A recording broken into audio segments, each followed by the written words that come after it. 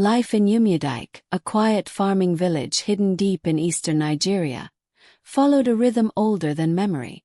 The people measured wealth not by coins but by yam barns, children, and the respect of the spirits. A man with full barns was considered blessed. A man without them was whispered about. Above everyone, above even the village king, stood the Ezenmu, the chief priest. Kings ruled bodies. The priest spoke for the gods. That was why, when the Ekwe drum shattered the morning silence, every heart in Umudik froze. The town crier's voice rolled through the air like thunder. People of Umudik, hear me. The Ezenmu has joined the ancestors. All titled men must gather at the shrine of Egwenesai now. Inside his compound, Zubri stirred awake. He was young, strong, and known across Umudik for his success. 3 huts stood proudly in his yard. His yam barns were full. Though he had not yet taken a wife, many believed it was only a matter of time. Yet as he sat up on his mat, a strange heaviness settled in his chest. Zubri did not know why, but the drum's call felt personal. By midday, the titled elders walked in silence toward the sacred shrine beneath the ancient oko tree, its roots thick and twisted like sleeping serpents. Women stopped at the edge of the path. No female foot crossed into that holy space. Clad in white wrappers, red caps crowned with feathers, the elders formed a circle. Incense burned. Chalk marked the earth. Together they called on Egu, the spirit who guarded Umudik. They asked one question only: who will serve next? Everyone knew how the gods answered such questions. When Egu chose a man, his old life was broken first. That night, Umudik slept early. Doors were bolted. Fires burned low. Zubri lay awake, listening to the wind brush his walls. Crack. The ground shook violently. Zubri leapt to his feet as a deafening roar split the night. He rushed outside just in time to see his first hut collapse, mud walls exploding into dust. Before his scream escaped his throat, the second hut fell. Then the third. The earth rumbled and went still. Under the pale moonlight, Zubri stood barefoot among ruins, lungs burning, heart pounding. His home, his pride, was gone. No storm had come. No enemy had struck. Only silence. In that silence, a terrible truth crept into his mind. The gods had spoken. And they had spoken his name. If you want, next I will continue with Part 2. The choice he refused. Elders confront him. God's calling explained. Zubri openly rejects the priesthood. By sunrise, Umudik no longer whispered, buzzed. People gathered around the ruins of Zubri's compound, stepping carefully over broken mud walls and splintered roof poles. No fire had touched the huts. No wind had passed through the night. Yet everything lay flattened, as if the earth itself had clenched its fist. Zubri sat among the wreckage, his clothes coated in dust, his eyes hollow from shock. Then the elders arrived. They came slowly, walking in a single line, their staffs tapping the ground in unison. The oldest among them, Elder Nwori, stepped forward and rested a heavy hand on Zubri's shoulder. "My son," he said quietly, "the gods have answered us." Zubri looked up, already knowing what would come next. "You have been chosen to serve Egwenesai as the next Ezenmu." A sharp laugh burst from Zubri's chest, not from humor but disbelief. "No," he snapped, pushing himself to his feet. "This is a mistake. I am a farmer, not a priest. I did not ask for this." The crowd murmured nervously. Elder Nwori's face remained calm, but his eyes darkened. "The gods do not ask. They take." Zubri clenched his fists. "Then they can take someone else. I will not serve spirits that destroy a man's life overnight." Gasps rippled through the crowd. To speak against the gods, openly, was madness. The elder's voice dropped to a warning whisper. Careful, Zubri. When the gods break a man's house, it is mercy. When he refuses, they break him. Fear crawled up Zubri's spine, but anger burned hotter. I refuse, he shouted. I will not wear white robes. I will not sleep in shrines. I will not give my life to invisible masters. Silence fell, thick and suffocating. Finally, Elder Nwari stepped back and lifted his staff. Then hear this, he said coldly. If you reject Evanasai's call, no roof in Yumudike will shelter you. No hand will protect you. Whatever follows, you face alone. Zubri turned away before doubt could weaken him. He stormed past the staring villagers, ignoring the fear in their eyes. Behind him no one followed. That night, with nowhere else to go, Zubri sought refuge at his uncle's compound on the far edge of the village. The old man hesitated but allowed him to sleep near the fire outside, not inside the hut. Zubri barely closed his eyes. Just before dawn, crash! His uncle's hut collapsed into rubble. The old man screamed, pointing at Zubri in terror. Leave, he shouted. You carry death on your back. Go before you destroy us all. Zubri stumbled away as stones and straw still settled behind him. Now homeless, now unwanted. As the sun rose, villagers whispered a single word behind his back. Cursed. Zubri walked toward the forest, heart pounding, unaware that refusing the gods was only the first mistake. Because that night, the gods would come for his body. If losing his home wasn't enough, why did the gods decide to change Zubri into something no human should ever become? By nightfall, Zubri no longer knew where he belonged. The village fires burned in the distance, but none were meant for him. Every compound door had been closed. Even the dogs growled when he passed, as if sensing the shadow clinging to his spirit. So he turned toward the forest path, the one people only used during daylight. Tall trees swallowed the moonlight, their branches weaving darkness overhead. Zubri walked until his legs burned, then collapsed beneath a cluster of thorny bushes. The ground was cold. Hunger twisted his stomach, but fear was worse. Sleep came in broken pieces. But heavy footsteps echoed in his dream. Zubri found himself standing deep inside the forest, the air thick and damp. The trees leaned inward, watching. Somewhere ahead something breathed, slow and heavy. Two glowing eyes appeared between the trunks. Before Zubri could move, a massive black leopard burst from the shadows. Its muscles rippled as it stalked toward him, teeth flashing under the moonlight. Zubri turned and ran. Branches clawed at his skin. Roots tripped his feet. The beast followed silently, closer. Closer. He stumbled and fell hard. The leopard lunged, pinning him to the ground. Hot breath washed over his face. His jaws opened wide. Zubri screamed and jolted awake.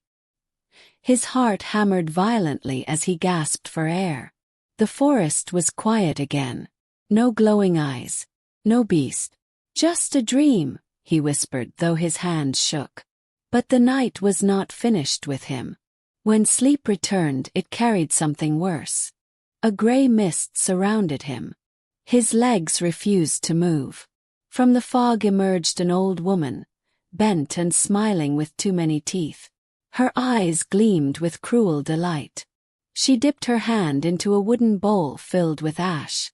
You run from what you are, she croaked. Zubri tried to scream, but his voice was trapped in his throat. The woman flung the ash over his head. It burned. Her laughter echoed as darkness swallowed everything. You cannot escape, she whispered. Zubri woke at dawn screaming. But this time, the nightmare had followed him. His skin itched violently. He looked down. Hair, thick, coarse hair, covered his arms, his chest, his legs. He touched his face and froze. His fingers sank into a wild, animal-like coat. Zubri staggered backward, breath hitching in terror. The gods had marked him. He was no longer fully human. Tears streamed down his face as he pressed his back against a tree. "Please," he whispered to the sky. "I will do anything." But the forest answered only with silence. And when Zubri finally stood and moved toward the village, he did not know that the people would no longer see a man. They would see a monster. If even the village women fled from his sight, where could Zubri go when no human would claim him anymore? The sun was already climbing when Zubri reached the edge of Umyadike. He stayed hidden behind thick leaves, afraid of what people might do if they saw him. His stomach ached with hunger. His throat burned with thirst. All he wanted was food, just enough to survive. Footsteps approached. 2 women appeared on the narrow path, clay pots balanced neatly on their heads. Their laughter drifted lightly through the morning air. Relief flickered in Zubri's chest. "Please," he called softly as he stepped forward. The women froze. Their eyes widened as they stared at the hair-covered figure emerging from the bushes. Wild eyes, tangled hair, torn clothes clinging to a body that no longer looked human. One woman screamed, "Spirit! Forest demon!" The other dropped her pot. It shattered, water soaking into the earth as she ran. "No, wait!" Zubri cried, reaching out. But they were already gone, their screams racing ahead of them toward the village. Zubri's arm fell to his side. He sank slowly to the ground. To them, he was no longer Zubri. He was a thing. Hunger gnawed at him all day. He dared not move closer to the village again. Even the birds seemed to avoid him now. When evening came, he wandered toward an old trade path near the forest edge and collapsed beneath a wide tree. Darkness crept in. The forest grew unnaturally quiet. Rustle. Something moved nearby. Leaves shifted. Branches snapped. Zubri lifted his head, his heart oddly calm. Part of him welcomed death now. If something came to kill him, at least the suffering would end. The bushes parted. A giant python slid into view. Its body was thick as a carved drum, scales glistening faintly in the moonlight. Its tongue flicked in and out with a slow hiss. Zubri did not move. The snake lifted its massive head, eyes locking with his. Seconds stretched into eternity. Then, without striking, the python lowered its head and slid past him, disappearing into the forest. Zubri exhaled shakily. Even death had refused him. He understood then, this curse was not meant to kill him. It was meant to break him.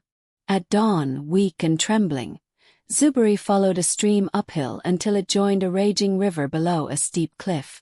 The water roared angrily, crashing against stones. He stood at the edge, staring down. "I have nothing left," he whispered. "Let the river finish what the gods began." Tears blurred his vision as he stepped forward. The wind howled, and Zubri leapt. But instead of death, why did the river open a doorway no human was meant to enter? The river swallowed Zubri whole. Cold water slammed into his body, tearing the air from his lungs as the current dragged him downward. His limbs felt heavy, useless. The roar of the river faded into a deep, muffled silence. Zubri did not fight. Let it end, he thought. Darkness wrapped around him. Like a soft blue glow flickered open around him. Zubri gasped and realized he could breathe. His feet touched solid ground, yet he stood beneath the river, surrounded by swaying plants and shimmering fish that glowed like spirits. Before him rose a throne carved from stone, shells, and river pearls. Seated upon it was a being of power. Her upper body was that of a tall, commanding woman, her skin dark and smooth like wet stone under moonlight. Her hair floated freely in the water, stretching endlessly around her. From the waist down, her body transformed into a massive fishtail, scales shining with cold light. Zubri dropped to his knees instantly. He knew without being told. This was the River Queen. Her voice rolled through the water like thunder. Why does a child of the land poison my waters with his despair? Zubri trembled. Great One, I came to die. Her eyes burned brighter. You threw away the breath the earth gave you and thought the river would hide you. She rose from her throne, water swirling violently around them. The gods of soil and root chose you, she thundered. And you dare reject their call. Zubri bowed his head, tears drifting like smoke. They destroyed my life. They turned me into something unnatural. The River Queen paused. Her anger softened into something colder, older. Power is never gentle, she said. You were not cursed. You were stripped. She circled him slowly. The gods break what they intend to rebuild. Zubri looked up, hope flickering. Then, can I be whole again? Yes, she replied. But only if you return and bow to the land you ran from. She lifted one hand. A violent current wrapped around Zubri, spinning him upward. Go, the River Queen commanded. Face what you are meant to be, or suffer without end. The water exploded into chaos. Zubri was thrown upward and slammed onto the riverbank, coughing violently as water poured from his lungs. He lay there shaking, the sun warm on his skin. Life. Slowly he touched his face. The hair was still there, but this time, it felt temporary. Zubri rose unsteadily to his feet. He knew where he had to go. The gods were not done with him yet. When Zubri returned to the sacred tree, would the gods accept him, or demand an even greater sacrifice? Zubri followed the narrow path back toward Umudike as the sun climbed higher. Every step felt heavier than the last. His body was weak, soaked clothes clinging to him, and the strange hair still covered his skin.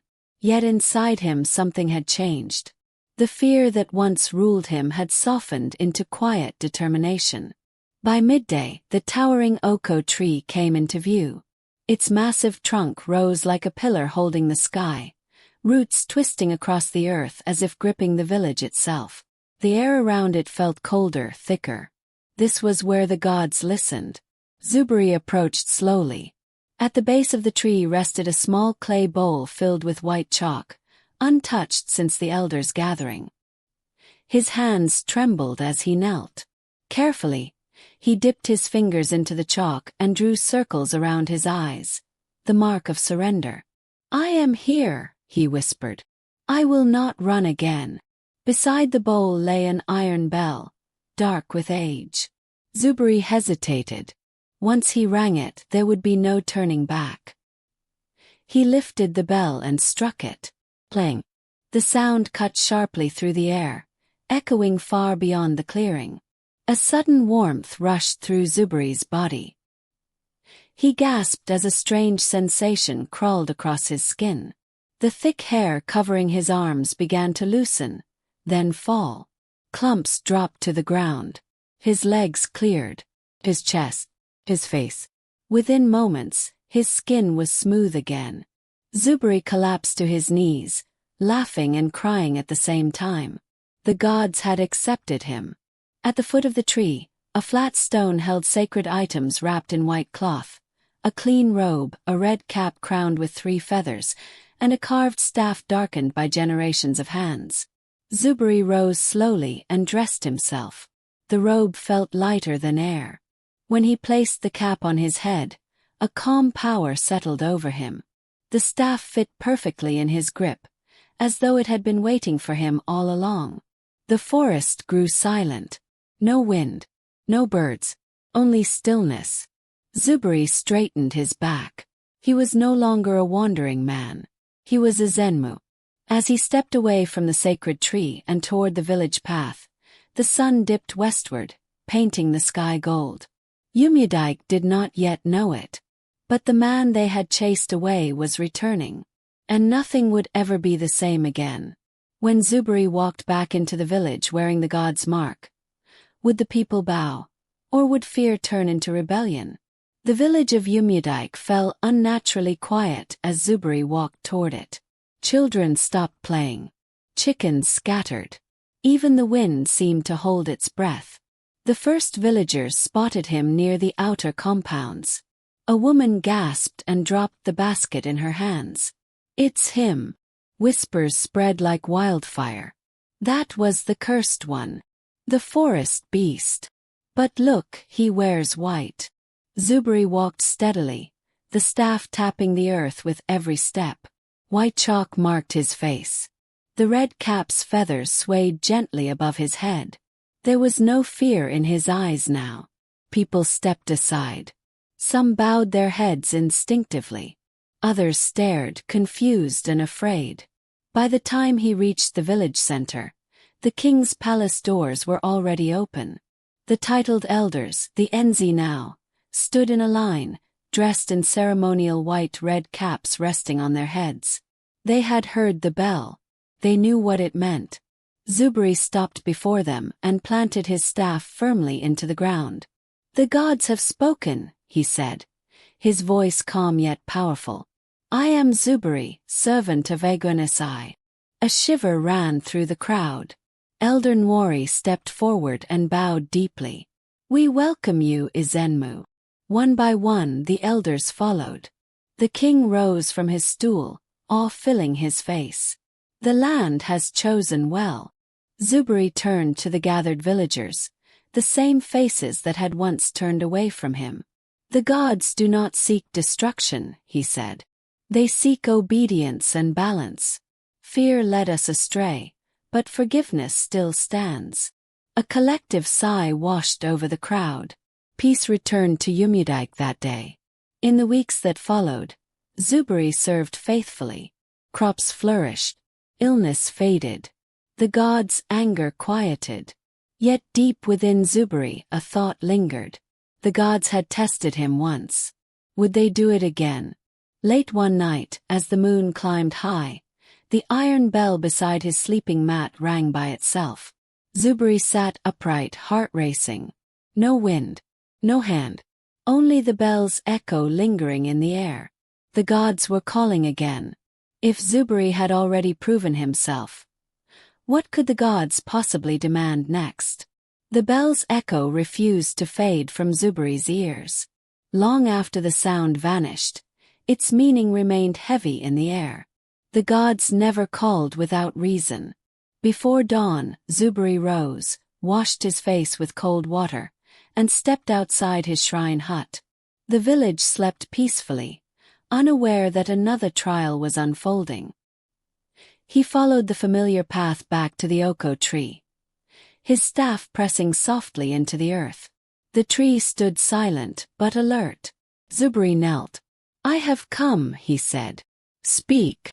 The wind stirred the leaves. Then the ground trembled slightly beneath his knees. A voice, not loud yet impossible to ignore, filled his mind. "You accepted the crown, but have you accepted the burden?" Zubri swallowed. "I serve with all my heart." "Then prove it." A vision flashed before his eyes. He saw Umudike months into the future. Dry land, cracked soil, empty barns. Children cried from hunger. The river shrank into a thin, muddy line. Then another image followed. A single sacrifice at the shrine. A forbidden ritual long abandoned. A price only a true priest would dare to pay. Zubri's chest tightened. "The people will fear this," he whispered. "Leadership is not chosen by comfort," the gods replied. "It is chosen by courage." Zubri bowed his head. At sunrise he summoned the elders. When he spoke of the coming drought, fear spread across their faces. When he spoke of the old ritual, murmurs of protest erupted. "That rite was sealed generations ago," one elder said. "It brings suffering before relief." Zubri met their eyes steadily. "Suffering is coming whether we act or not." Reluctantly, preparations began. By evening, the village gathered at the shrine. Torches flickered. Drums beat low and slow. Zubri stood alone at the center. As the ritual began, the wind rose violently. The sky darkened. Dust spun into the air. Vain. Heavy. Sudden. Relentless. Villagers cried out in joy as water soaked the ground. The gods had answered. Zubri collapsed to his knees, exhausted but victorious. He had passed the second test. Yet as thunder rolled overhead, a quiet realization struck him. The gods were not finished shaping him. Not yet. If serving the gods saved the village, what would it cost Zubri to save himself? The rains returned fully to Umudike. Fields once cracked and dying turned dark and fertile. Yam vines climbed higher than they had in years. The river swelled again, steady and generous.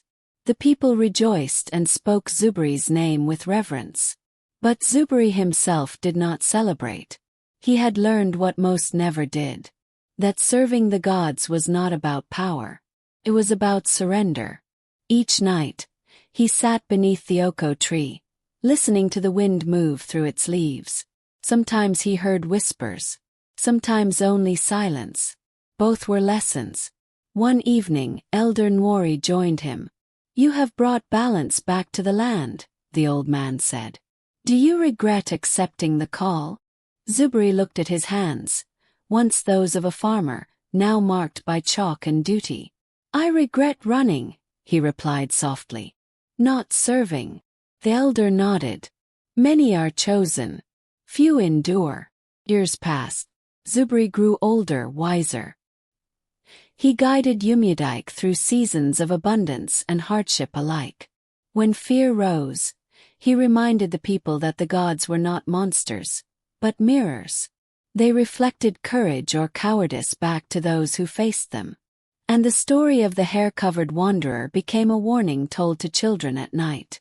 Never mock the call you don't understand. Never run from the path meant for you. On his final night, when Zubri felt the weight of age settle into his bones, the bell rang once more. Soft, gentle, almost kind. He smiled. At dawn, the villagers found him seated beneath the oko tree, staff resting across his knees, eyes closed peacefully. No illness, no struggle, only stillness. The elders said the gods had taken him whole. And when the wind passes through Umudike even now, it carries a lesson older than fear. You can run from the gods, but the gods will always wait for you to stop. If the gods called you today, would you answer, or would you run like Zubri once did? If this story followed you into the dark, subscribe for more African horror. Like, comment, and remember, some calls should never be ignored.